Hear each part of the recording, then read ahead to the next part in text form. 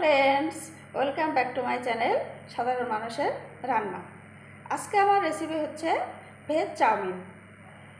তাহলে চলুন দেখে নেই এই ভেজ চাউমিন বানাতে কি কি লাগবে।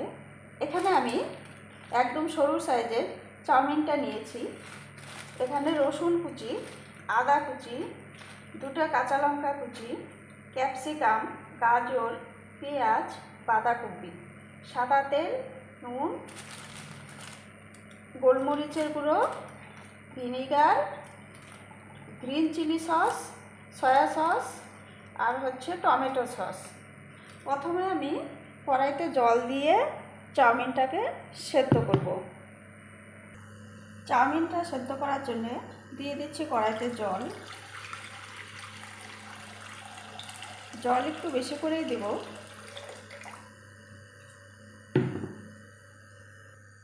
এই জলের মধ্যে দিয়ে দিব 1 চামচ লবণ আর দিব 1 চামচের মতো সাদা তেল। এবার আমি জলটাকে ফুটতে দিব। জলটা যখন ফুটবে তখন আমি চাউমিনগুলো দিয়ে দিব। ভালো করে ফুটে গেছে, দিয়ে দিব চাউমিনগুলো।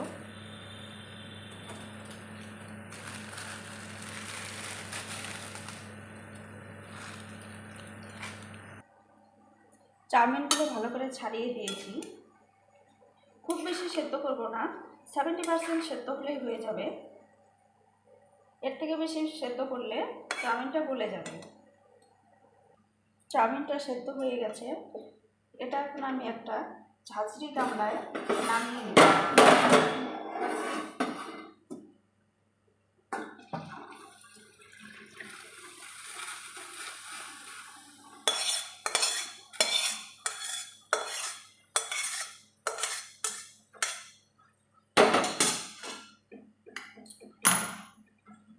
দিয়ে দিব ঠান্ডা জল।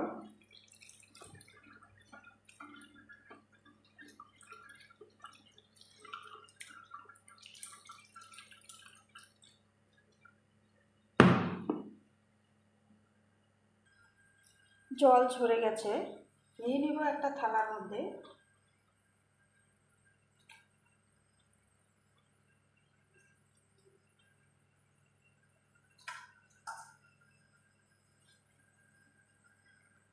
এটা এখন আমি হাতে একটু সাদা তেল নিয়ে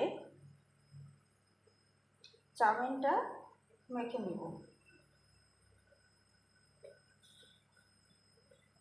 দেখুন বন্ধুরা, কি সুন্দর ঝরঝরা হয়েছে।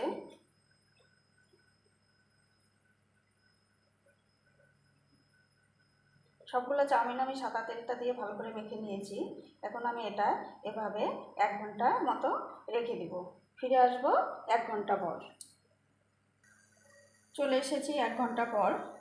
কড়াইটা আমি বসিয়ে দিয়েছি। চাউমিনটা এখন আমি বানানো শুরু করব। কড়াইটা গরম হয়ে গেছে, দিয়ে দিব 3 চামচের মতো তেল।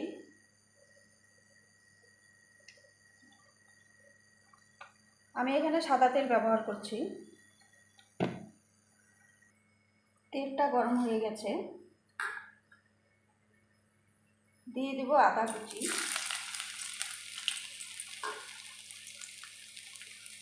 রসুন কুচি। গ্যাসের ফ্লেমটাকে আমি লো করে দিয়েছি।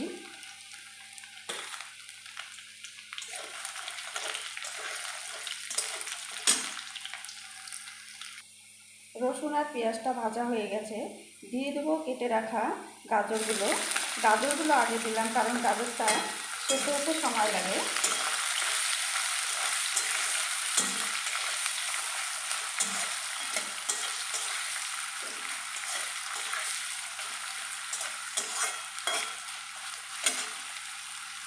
দিয়ে দেবো একে একে কেটে রাখা, দিয়ে দিচ্ছি পেঁয়াজটা, ক্যাপসিকাম, কয়েক টুকরো টমেটো, কাঁচা লঙ্কা কুচি।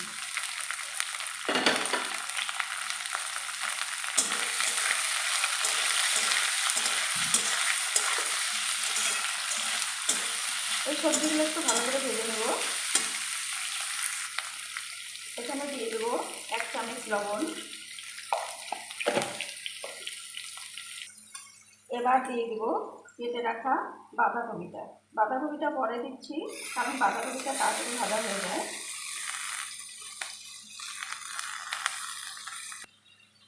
দিয়ে দেব গোলমরিচের গুঁড়ো। সব সবজিগুলো ভালো করে ভাজা হয়ে গেছে। দিয়ে দেব চাউমিনগুলো।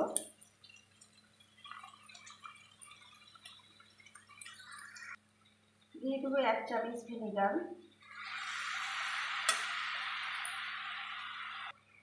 দিচ্ছি 1 চামচ চিলি সস। দিয়ে দিচ্ছি 1 চামচ সয়া সস। এটা এখন আমি ভালো করে নেড়েচেড়ে মেশাবো।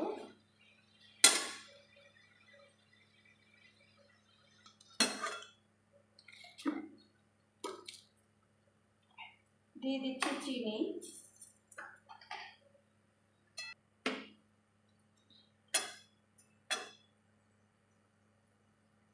দিয়ে দিচ্ছি টমেটো সস। টমেটো সস আমি 2 চামচ ব্যবহার করলাম।